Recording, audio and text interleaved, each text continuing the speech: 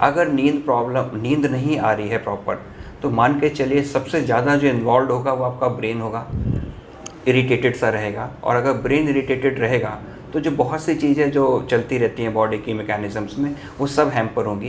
Gastro की बात करें तो मेनली कॉन्स्टिपेशन एक बहुत बड़ा एक डिसीज़ है जो अराइज होती है। आज हम मिलने जा रहे हैं अतुल कुमार राठौर साहब से, जो हमारे बराबर बैठे हैं, गैस्ट्रो सर्जन हैं। यानी पेट की सर्जरी आप करते हैं, जो बरेली में बहुत गिने चुने डॉक्टर्स हैं। आपने अध्ययन काल में कई बार गोल्ड मेडल हासिल किए हैं, बहुत वीआईपी के माध्यम से आपको पुरस्कार मिले हैं और बरेली के ही रहने वाले हैं। आपने बड़े कीर्तिमान स्थापित किए हैं, जहाँ पढ़ाई मेडिकल की पढ़ाई में, वहीं पेट की सर्जरी के मामले में भी आपकी बातें बहुत उपयोगी साबित हो सकती हैं, ख़ासतौर से आपके जीवन में।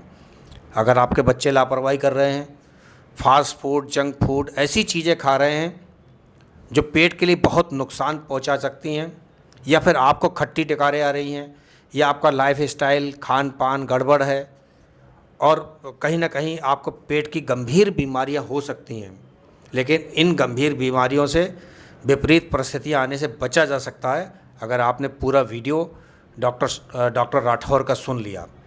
मुझे लगता है आप सबको जनहित में अपने स्वास्थ्य की दृष्टि से शुरू से आखिर तक पूरा वीडियो सुनना चाहिए। जुड़े रहिए हमारे साथ, देखते रहिए गंभीर न्यूज। डॉक्टर साहब, हमारे दर्शक आपको देख रहे हैं। नमस्कार।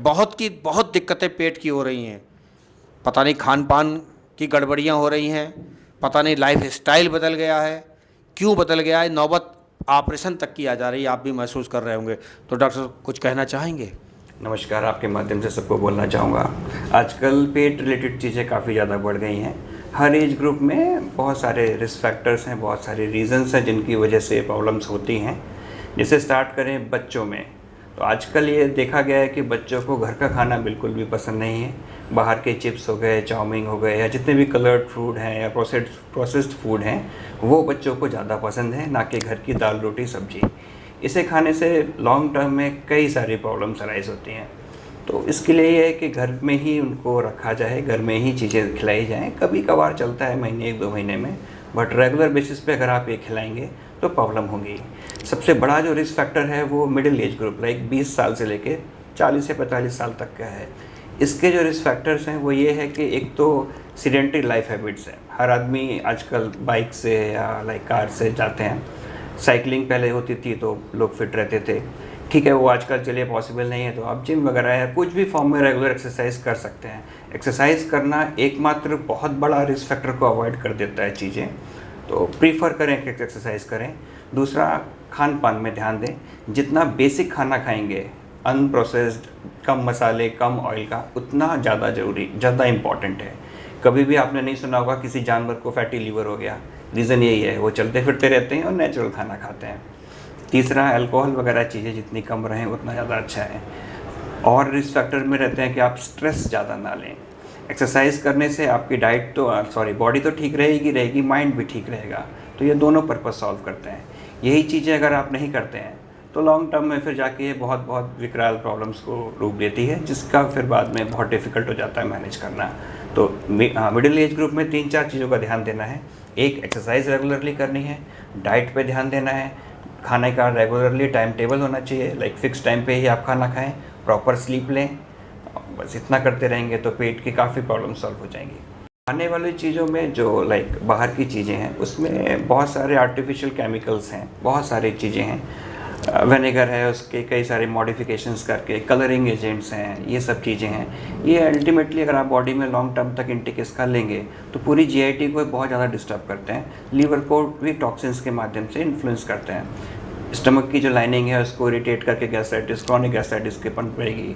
फिर इसकी वजह से इंटेस्टाइन की मोटिलिटी भी हैम्पर होती है, फिर आपको क्रॉनिक कॉन्स्टिपेशन की प्रॉब्लम स्टार्ट हो जाएगी। तो मेनली लीवर को इन्वॉल्व करते हैं, और जो हमारी इंटेस्टाइन वगैरह है इनकी लाइनिंग को अलग इन्फ्लुएंस करते हैं, तो इनको अवॉइड करना चाहिए।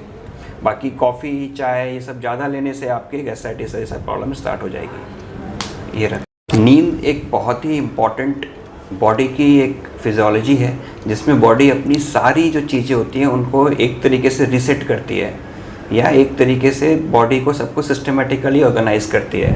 अगर नींद नहीं आ रही है प्रॉपर, तो मान के चलिए सबसे ज़्यादा जो इन्वॉल्व होगा वो आपका ब्रेन होगा, इरिटेटेड सा रहेगा, और अगर ब्रेन इरिटेटेड रहेगा तो जो बहुत सी चीज़ें जो चलती रहती हैं बॉडी की मैकेनिज़म्स में वो सब हैम्पर होंगी।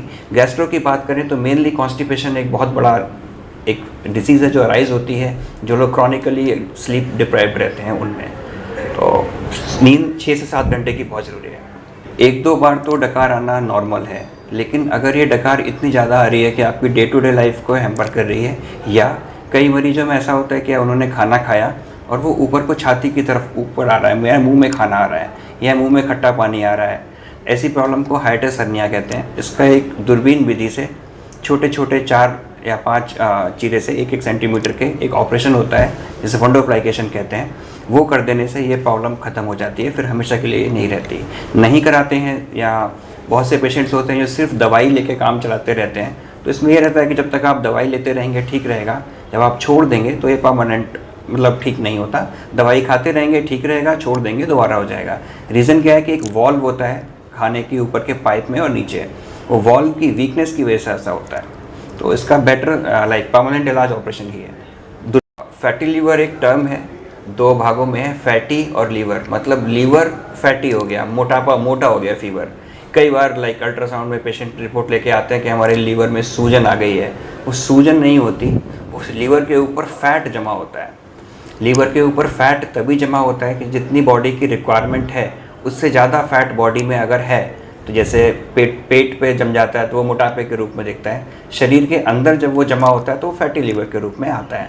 फैटी लीवर एक लाइक अगर लंबे समय तक ग्रेड्स उसके ज़्यादा रहें तो वो कई सारे सिंड्रोम्स को लाइक जन्म देता है। जैसे आपको हाइपरटेंशन भी आ जाना है इन्वेरिएबली, आपको डायबिटीज़ भी हो ही जानी है आगे चल के लंबे समय के बाद।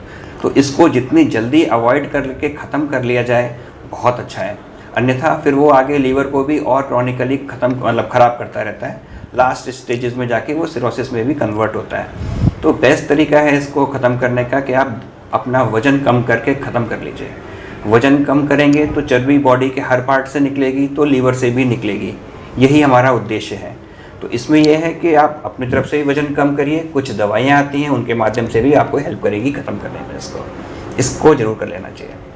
मैं भरतौल गांव में मेरा घर है, वहाँ मैं रहता हूँ। मेरी स्कूलिंग जो है 10th और 12th की वुडरो स्कूल से हुई है। उसके बाद 2005 में मेरा AIPMT के थ्रू CBSE PMT के थ्रू MBBS में सिलेक्शन हुआ था। 2005 से 11 तक मैं असम मेडिकल कॉलेज डिब्रूगढ़ में रहा था, गवर्नमेंट इंस्टीट्यूट था। उसके बाद 2013 में मेरा MS में सिलेक्शन हुआ था कटक में, SCB मेडिकल कॉलेज कटक। वहाँ मेरा स्टेट टॉपर था सर्जरी में, मेरे को गवर्नर के द्वारा गोल्ड मेडल दिया गया था। उसके बाद फिर मैंने रोहिलखंड और रामूर्ति में 2-3 साल काम किया, कुछ साल प्राइवेट प्रैक्टिस भी की। फिर 2022 में मेरा MCH में सिलेक्शन हुआ था अहमदाबाद में, NHL मेडिकल कॉलेज था म्यूनसिपैलिटी का, वहाँ से मैंने MCH किया था। 2025 में कंप्लीट हुआ था। उसके बाद मैं रामूर्ति में था, MCH में भी मेरा गोल्ड मेडल है। और उसके बाद फिर मैं अब रिसेंटली गंगाशील इंस्टीट्यूट में कंसल्टेंट GI सर्जरी के रूप में कार्यरत हूँ। कब से कब तक मिलते हैं यहाँ पर? मैं 11 से 3 मिलता हूँ यहाँ पर।